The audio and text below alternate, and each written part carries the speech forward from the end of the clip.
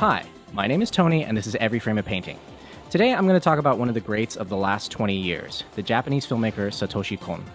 Even if you don't know his work, you have certainly seen some of his images. He is an acknowledged influence on both Darren Aronofsky and Christopher Nolan, and he has a fan base that includes just about everyone who loves animation.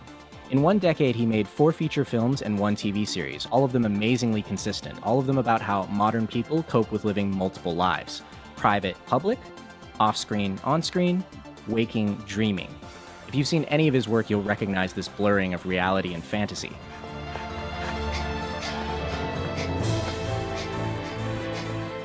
Today, I'm only going to focus on one thing, his excellent editing. So, as an editor, I'm always looking for new ways to cut, especially from outside the realm of live action.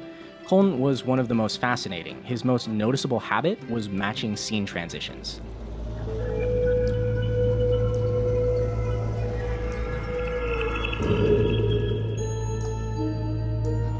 I've mentioned before that Edgar Wright does this for visual comedy. Scott! What? It's part of a tradition that includes The Simpsons and Buster Keaton. Kon was different. His inspiration was the movie version of Slaughterhouse-Five, directed by George Roy Hill. I can always tell, when you've been time tripping. This is more of a sci-fi tradition that also includes Philip K. Dick and Terry Gilliam.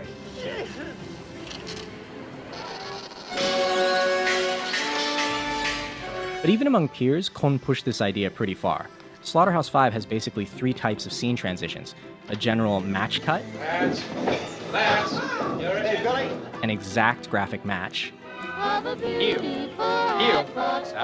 and then intercutting 2 different time periods which mirror each other. Thanks, Harry.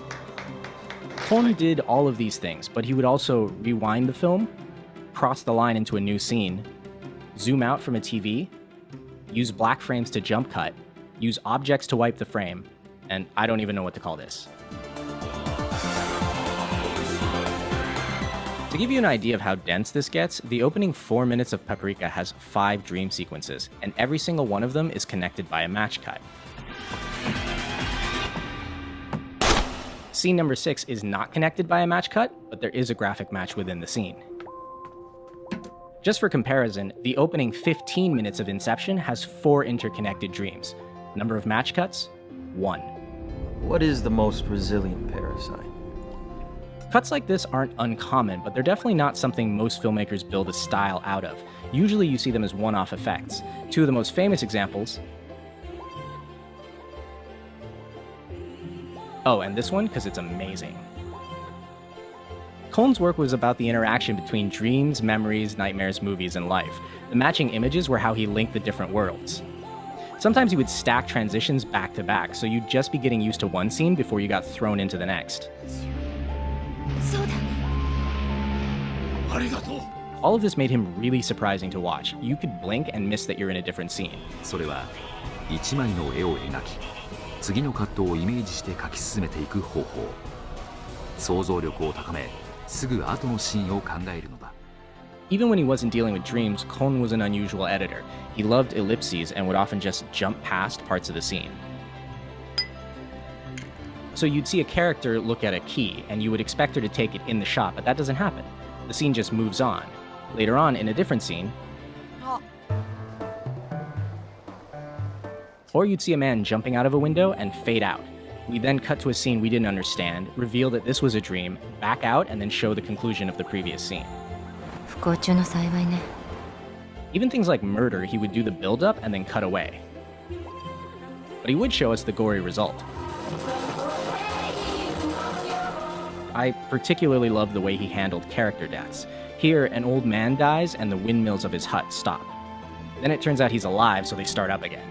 When we finish the scene, the windmill shot doesn't repeat, but you'll notice that they aren't moving, implying that he is dead.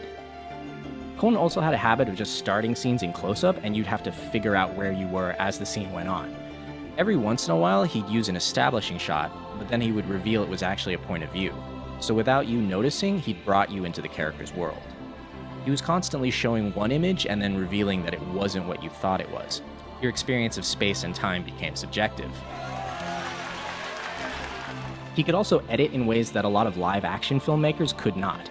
During an interview, Kon said that he didn't want to direct live action because his editing was actually too fast. For example, 偏屈なバーハンやな。 This shot of the bag is only 6 frames. For a comparable moment in live action, that was 10 frames. Or how about this insert of a note? 10 frames. But in live action,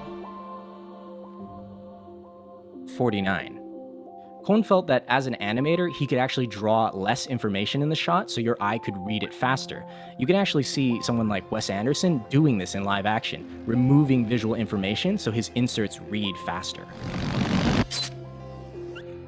It's worth noting, you can actually cut much faster than this, but the images pretty much become subliminal. Some of these shots are just 1 frame.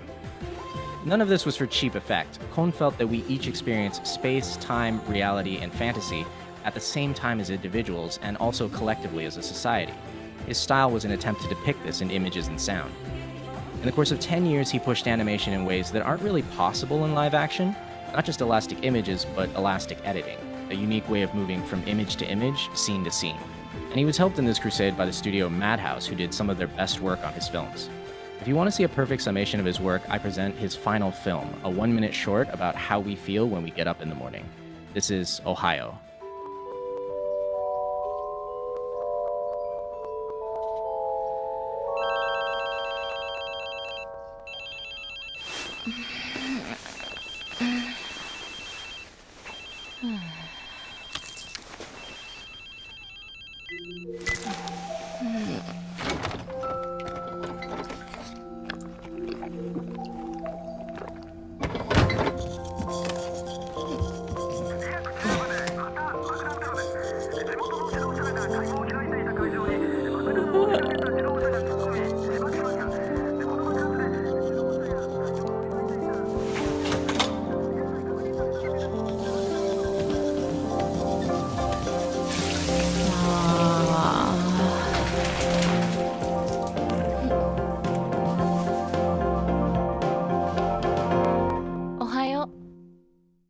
Farewell, Satoshi Kon.